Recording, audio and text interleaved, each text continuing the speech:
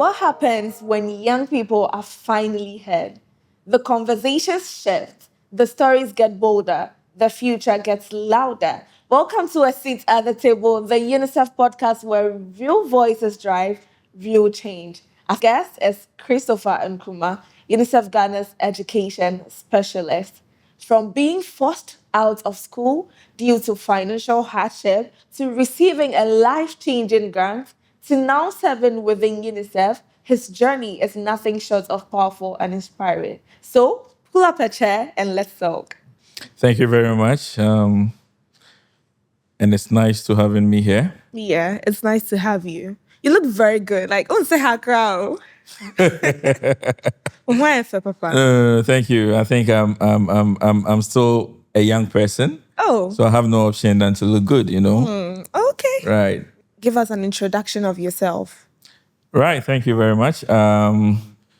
So my name is Christopher Nkrumah. So I think once you hear Nkrumah, it really rings a bell. First president, right? Sure. Right. So as you rightly introduced me, I'm an education specialist Okay. with UNICEF Ghana. A portfolio that I've held, I think, within 2-3 years, but I've been in UNICEF for 8 years Oh, amazing. now. And yeah, I'm somebody who is so much passionate about, child well-being. Okay. And education is just something that is really non-negotiable when it comes to me. And so, because I believe that education really is the bedrock for personal development, family development, Sure. community development, and national development. I mean, it's education. That's why we are all here. Yes, it is. It is. So, yeah, that's me at the professional level. I think if you mention Chris, there are certain key things that you will know about me. I'm a people's person. I'm a very good team player. I really blend well with everyone, Wow. irrespective of Like you're doing. you are. Yeah. So that's one. I also take a lot of initiative. Very proactive at what I do. When did your story with UNICEF Ghana begin? So I started working in UNICEF 2017. I remember the date. I think 23rd January or so. But prior to that, I had always dreamt of working with UNICEF. Dreamt. Yes, it's and it's because of the experience I had when I was in senior secondary school. Okay. A very good school in the western region of Ghana. All right. So what experience that we would like to hear? So it was from Form 1 to Form 2. It was a very difficult moment. My parents really did their best, but paying fees was a struggle. So always I got sacked, from school because I was owing school fees, It's not been easy. Sometimes your friends are in the class and immediately you see that teacher or that administrative staff coming with the list. I didn't need them to mention my name. I would just take my bag. So I think Form 1, it really continued. Then later part of Form 1, Form 2, my uncle told me about an organization, an international NGO that was giving scholarships to brilliant but needy students. I think their mantra was also focused on children. And so Form 2 first term, I went to interview in that organization. And trust me, I got a grant, an educational grant that really took me through from Form 2 to Form 3. And I told myself, you know what? I will work for any organization that champions the cause of children. Wow. Congratulations. And so, yeah, thank you very much. So I think once I was done with school, went to the university, I also studied early childhood education, 4-year B.Ed. And so my interest in children really even grew more stronger. And for some reason at the university, right from level 100, level 200, level 300, every vacation, I went to that organization to do internship. The organization that really supported to pay my fees. So through this internship, I learned everything that I knew about programs. And I knew about how to facilitate education programming. And so it was really a great moment. And I remember in my former organization, whenever I saw UNICEF vehicles in the district, I'm like, this is That's my it. next job, you know? So I really needed to be at UNICEF. I planned, you know, my professional life. I used to have a small book. I've written my career path there. That I'm going from this organization, from here I'm going to UNICEF. And so I think it was really, really that passion that drove my interest to UNICEF.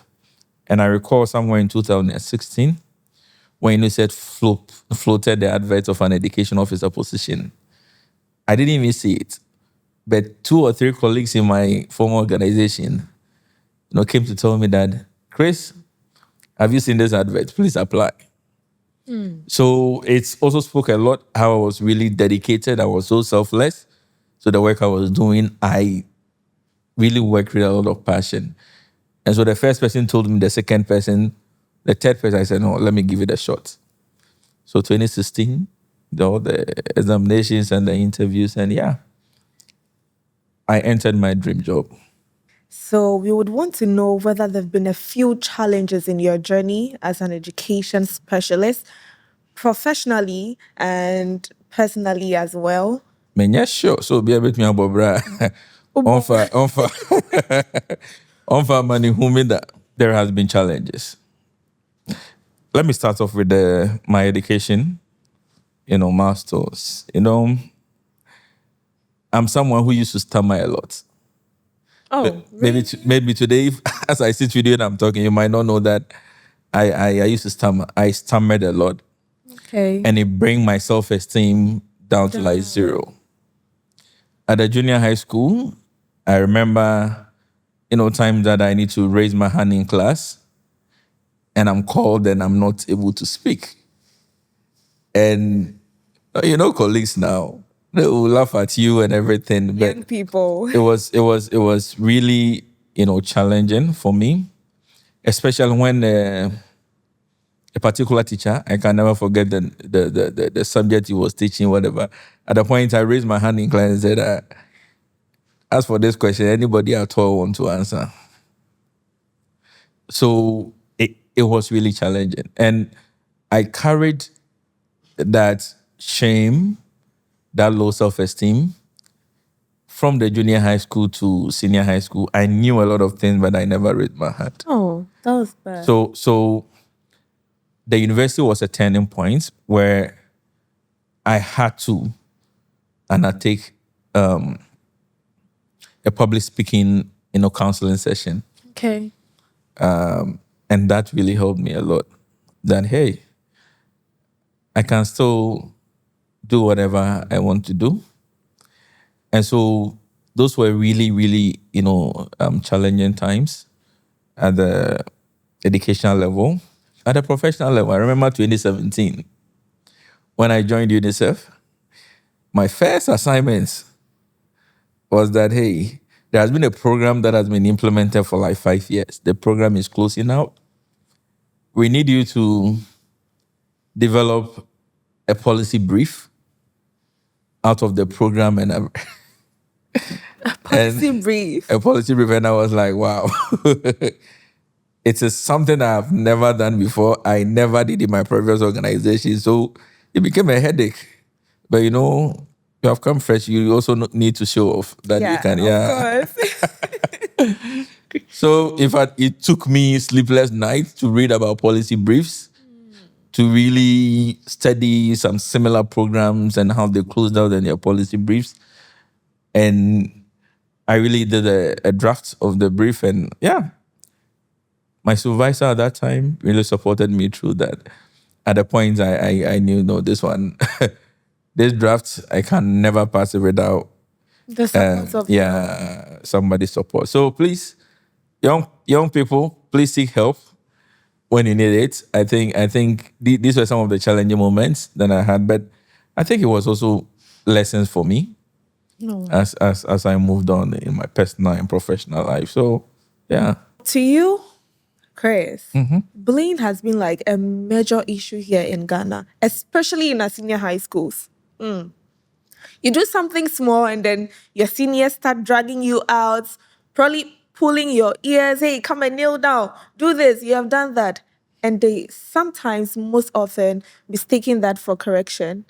What do you have to say about that? And what exactly is bullying? Right. So, you know, bullying is something that you do to someone repeatedly that is hurtful.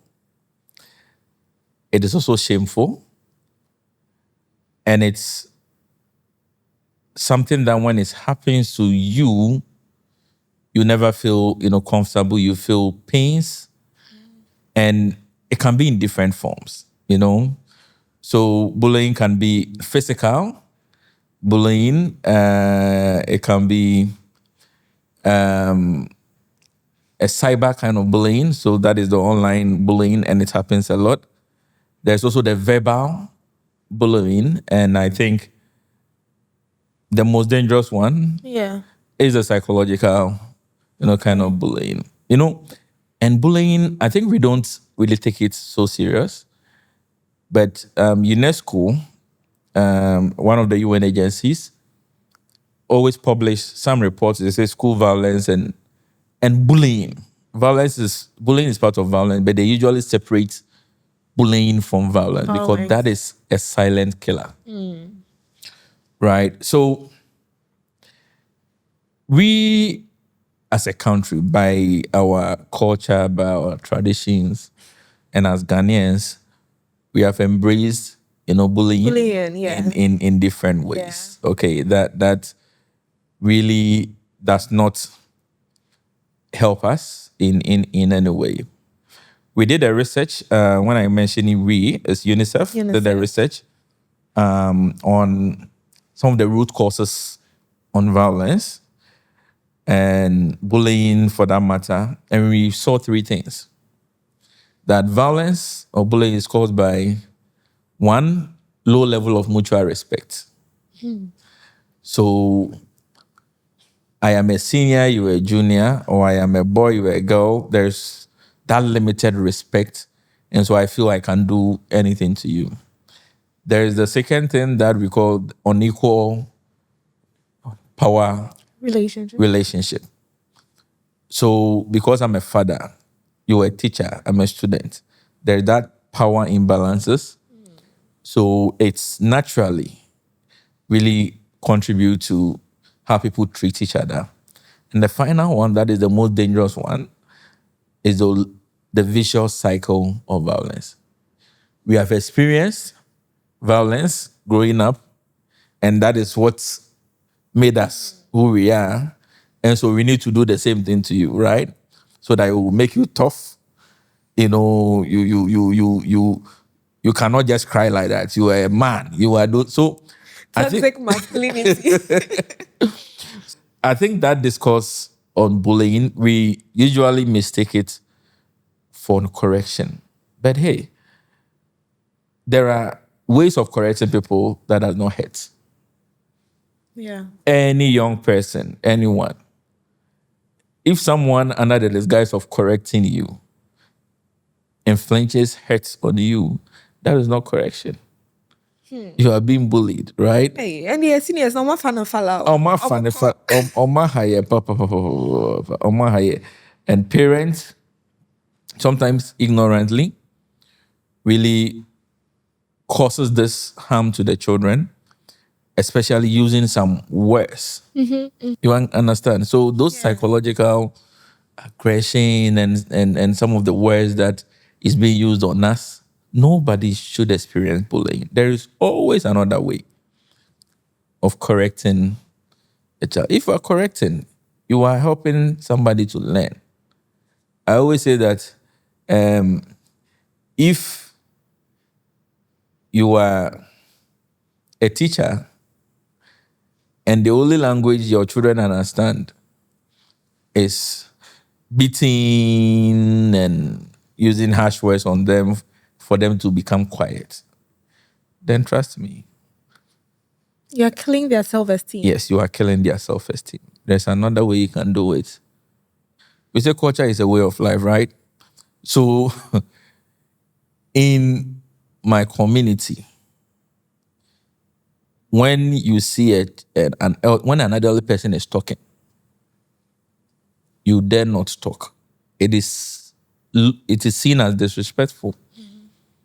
And that is why sometimes when children are complaining about elderly people, it's very problematic. So a lot of abuses and things are happening that the child cannot speak up because that is the makeup of our system. And that is not really very, very helpful. So I think that there are lots of distinctions. It depends on the results that we want. There is always another way of correcting children without using hurtful and abusive means. So we have this mathematics teacher who comes to class, then he would be like, as for you, there's just oil in your head. There's this. water in your head. So definitely you wouldn't get this. Definitely you won't do this. Oh, okay, your name is this. Oh, your name is wound to me. So it means that you can't do this. It. You are killing the person's soul, spirit, self-esteem. So how can we create a safer environment, especially how can parents, schools, and then other people in our communities create a safer environment to end or minimize this form of bullying? I think it's very unfortunate for teachers to put learners in that condition. And don't blame the teachers. As we mentioned, the vicious cycle of violence. Probably they also experienced same when they were growing up. And so it's in them. It's in their DNA to see that, hey, a girl cannot learn math or whatever.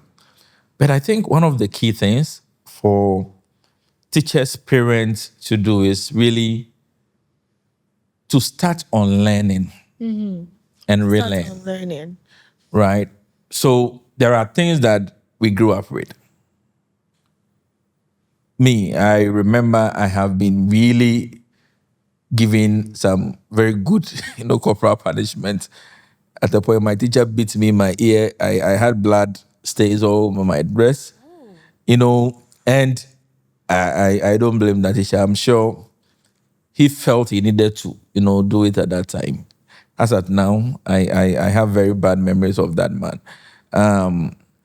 So earlier parents, teachers, and all key stakeholders who are perpetrators of this kind of violence start to understand that there is other way.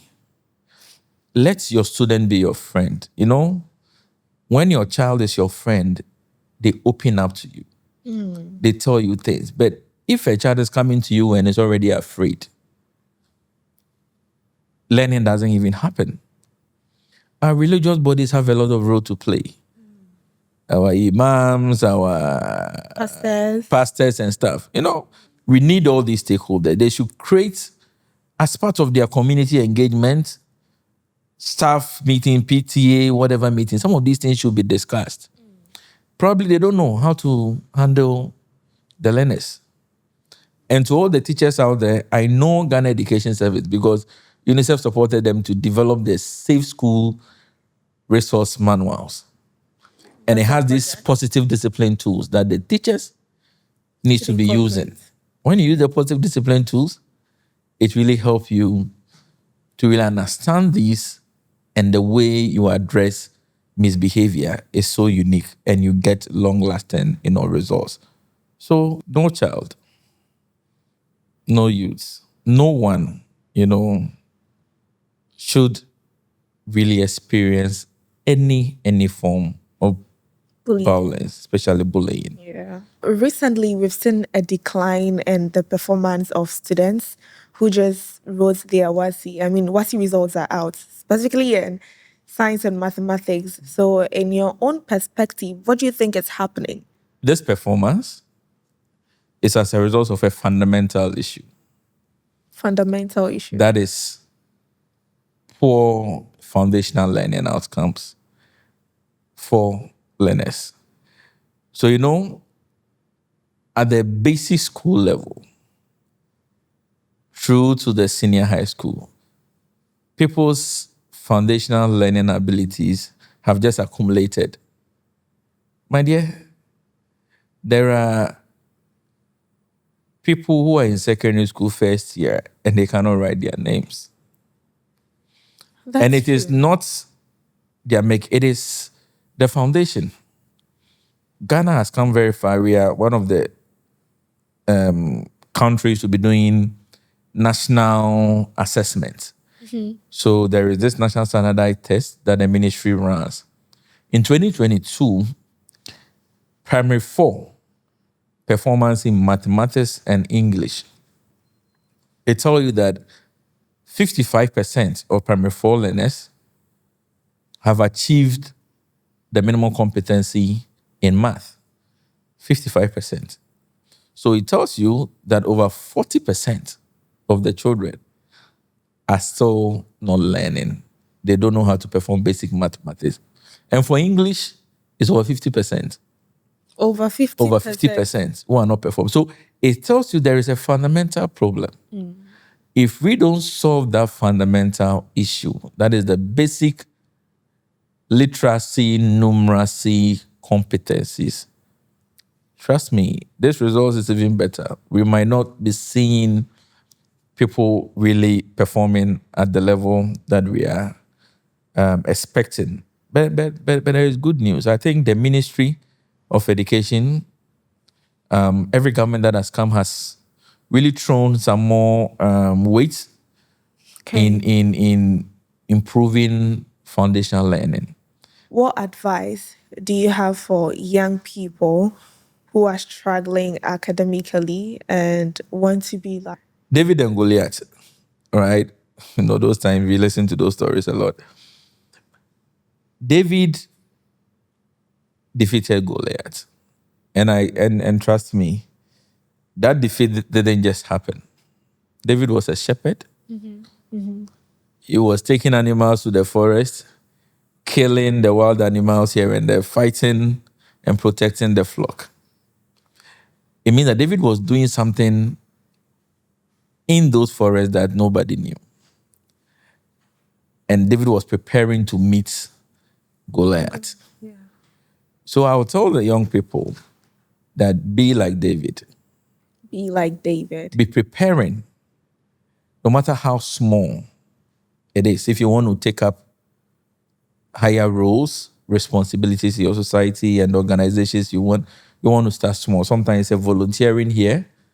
It is being an advocate here.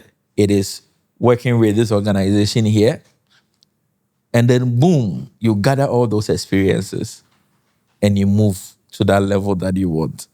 That is one. 2, I think if young people are feeling they're struggling or feeling discouraged about their academics, I think it's the time for them to know that maybe you need a different approach to learning. We all have different learning styles, right? But sometimes if you don't know how you learn best, you can be spending the night and still nothing will be happening to you. I remember those times when you see me holding my mathematics book and reading. Man could be like, is that is that math that you are reading like you are reading? So sometimes some of the subject you need to practice and practice and practice. Some people are auditory learners. They need to listen. Yeah. They need to hear. Yeah. And so we are exposed to different resources. You need to know yourself. Because until you know yourself, it's so difficult to learn if you are using the wrong approaches. Thank you so much. Children out there, young people out there, be like David. Know who you are and know what kind of learning style that you understand most or well to be able to grasp your things for learning. Thank you so much for listening to this episode of A Seat at the Table. Thank you so much, Grace. Thank you. I mean, this session has been really insightful, and we are grateful for this opportunity giving us as young people and as children. Thank you so much. See you next time. Bye. Thank you.